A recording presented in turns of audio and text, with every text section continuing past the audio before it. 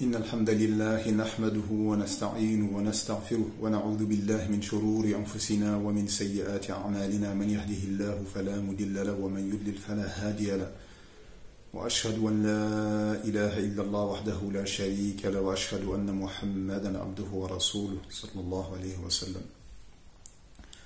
Assalamu alaikum wa rahmatullahi wa barakatuh les frères et sœurs, j'espère que vous allez bien. Donc parmi les bienfaits des pays d'islam, on va parler particulièrement d'un pays aujourd'hui qui est un pays qui a une particularité. Ce pays est l'Arabie Saoudite. C'est le pays où l'islam est parti. C'est le pays du prophète sallallahu alayhi wa sallam, le pays des compagnons Abu Bakr, Omar, radiallahu anhum. L'ensemble des compagnons viennent de ce pays-là. Donc ce pays fait partie de l'histoire de l'islam, subhanallah. Et malheureusement, on a des musulmans qui aujourd'hui détestent ce pays, critiquent ce pays, critiquent ses gouverneurs, critiquent ses populations par pure ignorance et injustice, subhanallah. Par pure ignorance et injustice.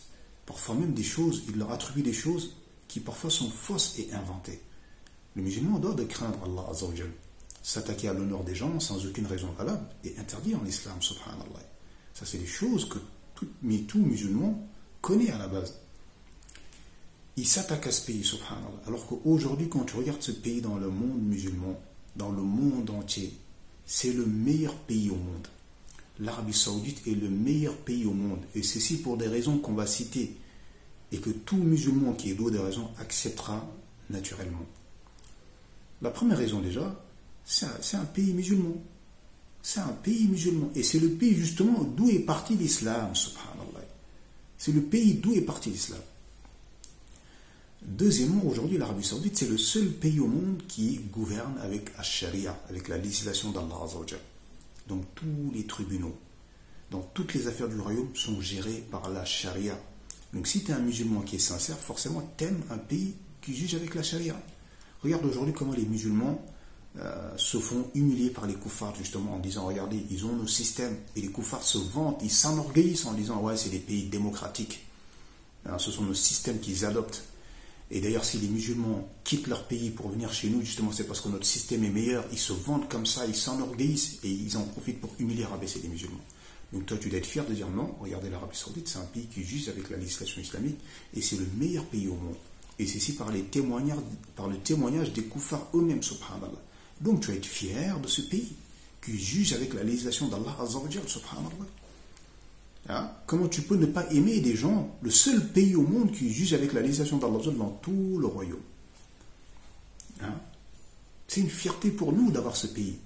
C'est une fierté pour nous d'avoir ce pays actuellement dans le monde, car il nous représente, subhanallah. C'est une fierté pour l'ensemble des musulmans d'avoir ce pays-là qui juge avec la charia, subhanallah.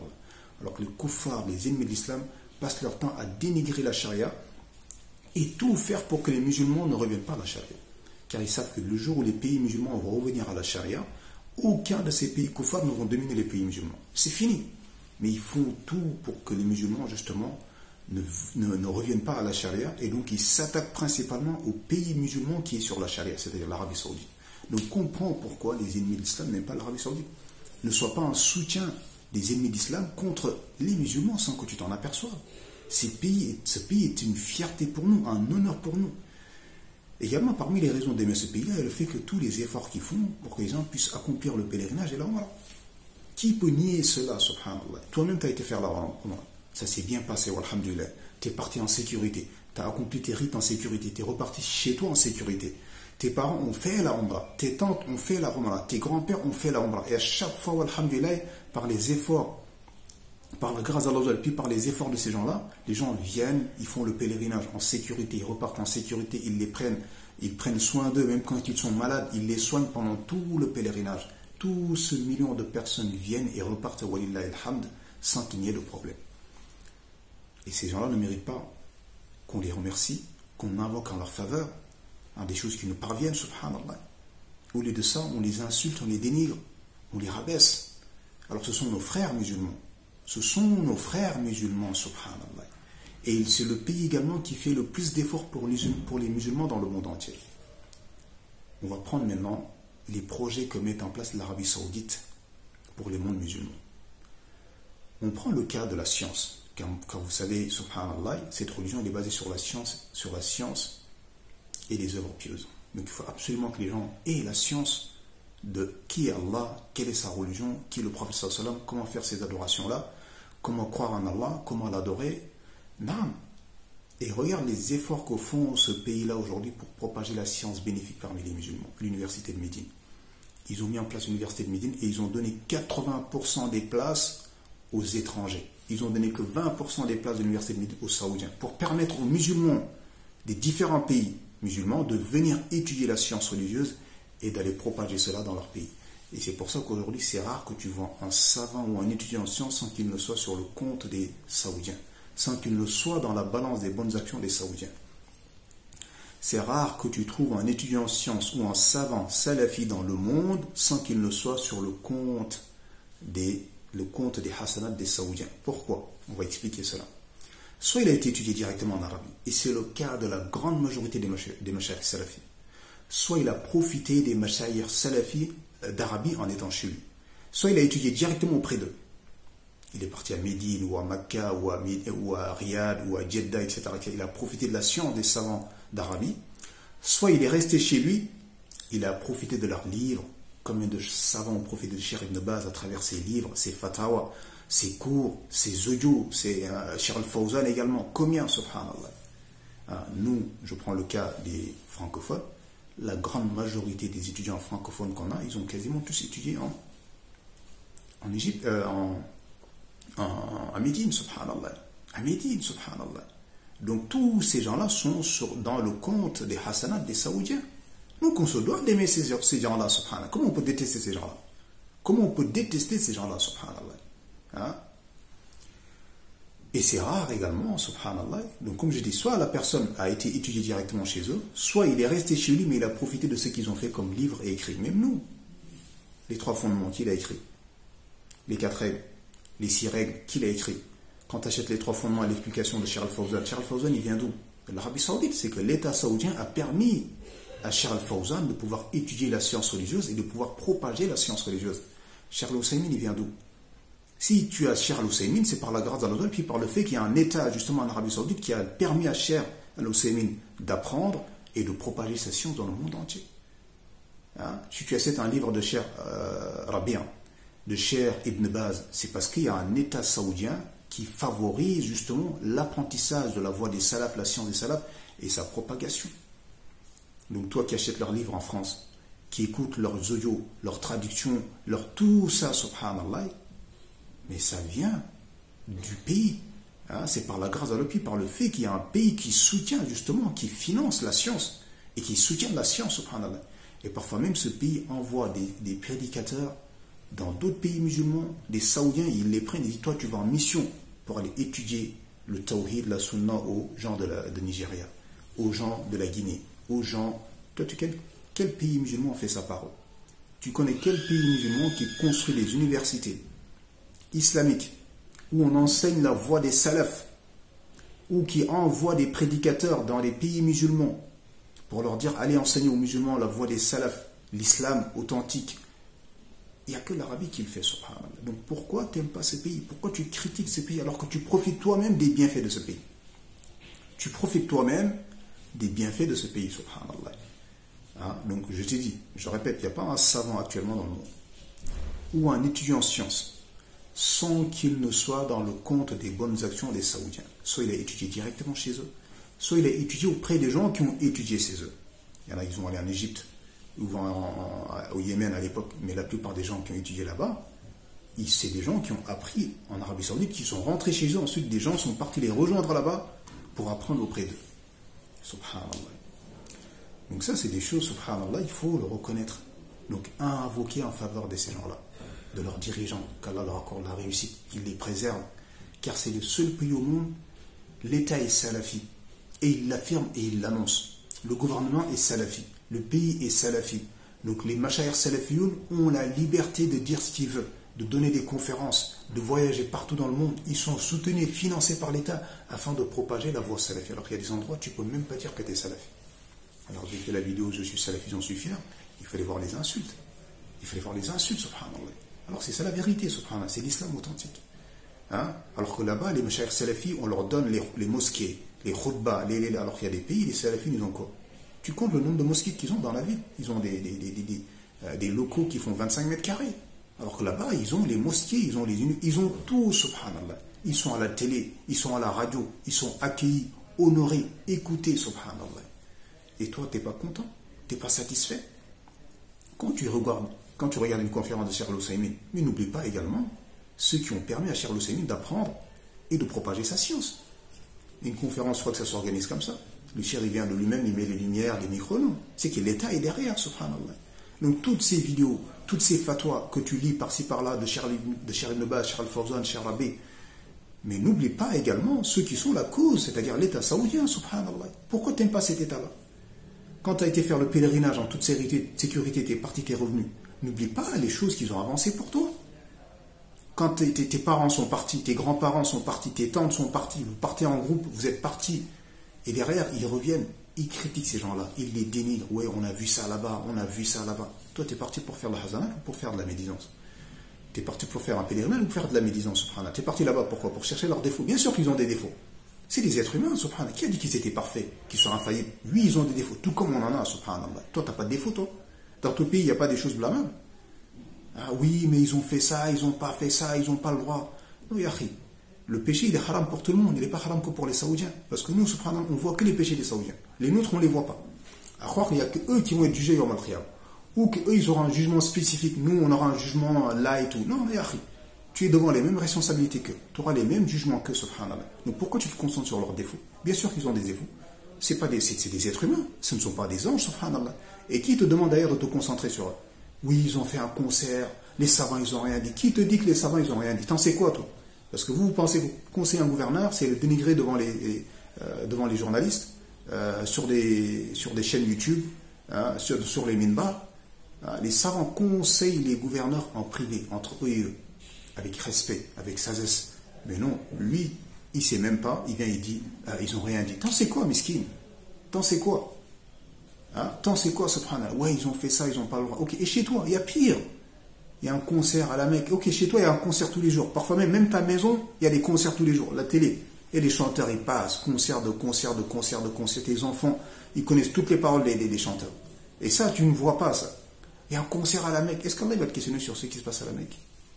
Concentre-toi sur ce sur quoi Allah va te questionner. En quoi ça te regarde? C'est les êtres humains, ils ont leurs bonnes actions, ils ont leurs péchés. Ce qui est entre eux et Allah, ça c'est entre eux et Allah. Mais quand ils font des bonnes actions qui nous parviennent, dont on mange les fruits, et malgré ça, on les insulte, on les dénigre. Alors qu'ils sont la fierté de tout le monde musulman. Même les koufars disent que le premier pays qui vient en aide humanitairement aux gens, c'est l'Arabie Saoudite. Ça, c'est les koufars qui le disent. Qu'il n'y a aucun pays qui donne autant que l'Arabie Saoudite en termes d'aide humanitaire. Et toi, musulman, tu ne dois pas être fier de cela, tu ne dois pas être content de cela. Tu dis non, ça c'est le fruit de l'islam authentique. Ça, c'est le fruit de l'islam authentique, subhanallah. Alors imagine 2 secondes, si l'Arabie Saoudite était aux mains, alhamdulillah qu'Allah ait donné ce pays-là aux gens, à la famille d'Ali Saoud.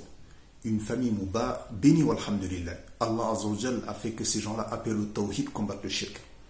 Appellent à la sunna, combattent la bid'a. Et combattent également les groupes de la bid'a. Il n'y a pas de parti là-bas, des frères musulmans, ils mettent en garde contre ces gens-là. Et moi je l'ai écouté de mes propres oreilles. Le ministre des Affaires religieuses saoudien, Abdellatif Ali-Sher, il donne des ordres aux imams, appelez au tawhid. Toutes les mosquées de l'Arabie appellent au tawhid. Mettez en garde contre le shirk. Toutes les mosquées mettent en garde contre le shirk. Faites un séminaire sur les 3 fondements. Toutes les mosquées font des séminaires sur les 3 fondements. Mettez en garde contre les tabirs. Toutes les mosquées mettent en garde contre les tabirs. Naam, subhanallah. Je ne connais aucun ministre des Affaires religieuses qui soit meilleur que ce dernier-là dans le monde musulman, subhanallah. Un docteur salafi qui a les affaires des musulmans. Et qui appelle au tawhid, qui combattent le shirk, qui appelle la sunna, qui combattent la bid'a. Qu'Allah le préserve et les récompenses pour tous les efforts qu'il a fait. Combien de conférences on a écoutées qui ont été données après ces directives sur le tawhid, sur la sunna, sur tout. Sur les jugements également, sur les adorations, sur le comportement, sur tout, subhanallah. On sait que c'est lui qui donne l'ordre d'enseigner cela. Contrairement à d'autres endroits où l'ordre, quand des ordres viennent, c'est des ordres qui appellent au soufisme, à l'égarement, à l'innovation, c'est pas clair. Non, ici, subhanallah, tout est clair, tout est net, subhanallah. Donc, c'est une fierté d'aimer ces gens-là. Et ça fait partie de l'islam d'aimer ces gens-là. détester ces gens-là, il faut se poser des questions. Pose-toi des questions, pourquoi tu n'aimes pas ces gens-là? Pourquoi tu n'aimes pas ces gens-là, subhanallah? Et tu veux qu'ils soient des anges? Toi, tu es un ange, toi? Qui peut être un ange? Qui peut être un ange? Qui n'a pas de manquement? Effectivement, une société, quel que soit le niveau de piété qu'elle peut atteindre, il y aura forcément des manquements. Il y aura forcément des manquements. Donc ces gouverneurs-là, qu'Allah les récompense, le roi Salman, le prince héritier, Mohammed Ben Salman, tous ces gens-là, tous ces ministres, tous ces gens-là qui œuvrent matin, midi et soir dans le but de permettre aux musulmans de découvrir l'islam authentique, de la pratiquer correctement, de propager la science des salafiyun, la science salafi, la voie salafi dans le monde entier, subhanallah. C'est une fierté, un honneur pour nous d'avoir ce pays-là et d'aimer ce pays-là et de le soutenir. C'est une obligation pour l'ensemble des musulmans de soutenir ce pays dans les efforts qu'ils font pour l'islam et les musulmans. Et celui qui déteste ce pays-là, qui se pose des questions. Alors, comme les étudiants en sciences, on est en France. Ils ont étudié où? Ils ont étudié où, subhanallah? Tous ceux qui nous ont sortis des ténèbres, de l'égarement, des bid'ah, ils ont étudié où? Auprès des Saoudiens. Ou auprès de gens qui ont étudié auprès des Saoudiens. Donc Allah récompense ce pays, qu'il bénisse ce pays, qu'il raffermisse les gens de ce pays-là, qu'il leur augmente en nombre, en science et en piété, car on ne peut dénombrer les bienfaits qu'ils font pour l'islam et les musulmans. Et toi, tu n'aimes pas ce pays-là, tu dénigres ce pays-là, parfois même tu trouves certains, ils dénigrent ce pays-là alors qu'il est dans le pays de Koufa. Il est dans le pays de Koufa avec les pires gouverneurs, et il s'attaque aux meilleurs pays musulmans, où il y a les meilleurs gouverneurs musulmans de toute la planète, subhanallah. Donc à un moment donné, il faut se poser des questions. Voilà. Est-ce que nous, vraiment, on est fiers de notre religion? On est fiers des gens de notre religion? On les soutient? Ou est-ce qu'on est des gens, justement, dès que quelqu'un il fait des efforts dans le bien et dans l'intérêt de l'islam et des musulmans, on vient les dénigrer et les rabaisser? Comme je disais dans la vidéo précédente, ceux qui viennent s'attaquer aux salafis, pourquoi vous appelez au Coran et la Sunna avec la compréhension des pays prédécesseurs? Pourquoi vous ne dites pas de bid'a? Non, normalement, si tu es sincère, tu soutiens ce genre de personnes. Tu dis non, mais effectivement. C'est par la cause de ce genre de personnes qu'on va sortir de l'état dans lequel on est actuellement. Aujourd'hui, on n'est tellement pas respecté que même les juifs sont plus respectés que nous. Il y a un problème. Il y a un problème, subhanallah. Donc quand on voit des gens qui font des efforts pour élever la communauté, car cette communauté ne s'élèvera que si elle revient au Coran et la Sunna avec la compréhension des peuples prédécesseurs. Rien ne fera triompher les dernières de cette communauté si ce n'est ce qui a fait triompher les premiers. Le Coran et la Sunna avec la compréhension des pieds prédécesseurs. Donc il faut qu'on revienne à cela. Donc quand des gens font cela, que ce soit des particuliers, un salafi miskin dans son petit coin, ou un État qui le fait comme l'Arabie, on se doit de soutenir cet État-là, d'invoquer en leur faveur, de les soutenir, et pas de chercher leurs défauts, ou de mentir sur eux, de dire qu'ils ne sont pas musulmans, c'est des kafirs, c'est de la mécréance, c'est de la... Tu rends mécréants les gens, subhanallah. Tu sais ce que c'est que le takfir, les conséquences du takfir. Tu as une idée de ce que c'est, subhanallah. Qu'est-ce que tu fais rentrer dans ce truc-là, là? Des gens que tu ne connais même pas. Tu t'es jamais assis avec eux, tu n'as jamais discuté avec eux, alors qu'au même moment, ils sont en train d'avancer des montagnes de hasanat pour l'islam et les musulmans. Le Coran que tu as chez toi, parfois, c'est eux qui l'ont imprimé. La majorité des Corans que vous avez dans les mondes musulmans, ça vient d'Arabie Saoudite. Aujourd'hui, tu vas en Arabie, la khutba, elle est traduite dans toutes les langues. Tu trouves des Corans dans toutes les langues dans la mosquée sacrée. Ils font des efforts inimaginables. Ils ont mis en place l'université. Ils ont mis en place également maintenant des structures en ligne pour permettre à tout musulman pour apprendre en ligne en étant chez lui. Donc ceux qui n'ont pas la capacité d'aller en Arabie, ils peuvent s'inscrire en ligne dans des universités en ligne, dans des cours qui sont donnés dans les mosquées avec des étudiants en sciences. Moi personnellement, je connais un étudiant en sciences salafi français qui justement était payé par la mosquée de Médine, Masjid al-Nabawi, pour enseigner aux jeunes francophones qui sont dans les différents pays musulmans, les moutoun, le Coran, les hadiths, etc., etc. Et tu t'inscrivais, tu étais chez toi, tu rentrais et tu apprenais. Tu connais quel pays musulman qui fait ça? Dis-moi un pays musulman qui fait ça pour les musulmans. Et tu n'aimes pas ce pays? C'est simple, si tu n'aimes pas l'Arabie, c'est simple, tu vas aimer la France, tout simplement. Il n'y a pas de troisième solution. Au-delà de la vérité, il n'y a que l'égarement. Au-delà de la vérité, il n'y a que l'égarement. Donc si tu n'aimes pas les gens de bien et les gens de la vérité, tu pourras aimer que les gens du faux. Et là, ils vont te perdre, ils vont causer ta perte ici-bas et dans l'au-delà. Donc médite sur ce que fait ce pays pour les musulmans, pour l'islam et les musulmans. Et pose-toi la question, pourquoi j'aime pas des gens qui sont musulmans comme moi, qui font des efforts pour propager l'islam, qui font des efforts pour défendre les musulmans, qui font des efforts pour permettre aux musulmans de faire le pèlerinage, de venir en sécurité, de repartir en sécurité. Regardez aujourd'hui le prince héritier, il a ouvert l'Arabie, les visas. Combien de personnes maintenant partent facilement faire des visas? hein, faire des visas, faire leur pèlerinage, revenir, tu peux partir 3-4 fois par an. 3-4 fois par an, tu peux partir. Et tout ça, on n'aime pas ces gens-là, on les dénigre, on les critique, on les rabaisse. Au moment où on fait l'éloge des soufis, l'éloge des laïcs, l'éloge des républicains. Alors imagine si l'Arabie Saoudite n'était pas dans la main des Saouds et qu'elle est dans la main des soufis. Ils auraient mis des tombes à l'intérieur de la Kaaba. Ils auraient mis des tombes à l'intérieur de la Kaaba. Ils auraient mis des tombes partout dans la mosquée. Imaginons l'Arabie Saoudite est aux mains des terroristes, Al-Qaïda, Daesh et compagnie. Tu crois que tu vas aller faire le pèlerinage toi tranquillement là-bas? Et tu vas arriver, ils vont te tuer, ils vont dire que tu n'es pas musulman. Parce que leur truc c'est quoi? Rendre mécréants les gens. Ils vont dire là, vous n'êtes pas des musulmans, ils vont vous tuer. Imagine l'Arabie Saoudite est aux mains des soufis, des tidjanes ou des mourides, ou des gens de Kalkalia, avec leurs vêtements bizarres. Ils se mettent à danser autour de la Kaaba, à dire à tout le monde de mettre ces vêtements-là. Hein, ou commencent à dire aux gens de faire des dhikrs, les soufis, la ilaha illallah, la ilaha. Wow! Remercie Allah que cette famille soit à la tête de ce pays, subhanallah, qui appelle à la voie salafi, qui soutient la science des salafs, les adorations des salafs, qui soutient l'islam authentique, qui n'est pas sur un islam innové. C'est un bienfait de la part d'Allah qui nous a donné des gens comme ça qui tiennent ce pays. Qu'Allah les récompense, les bénisse, les raffermisse. Et qu'il les protège et qu'il les préserve des ennemis. Et combien ils ont d'ennemis, subhanallah? Parmi les kuffars, mais également parmi les djahils, parmi les musulmans et parmi les innovateurs, parmi les musulmans.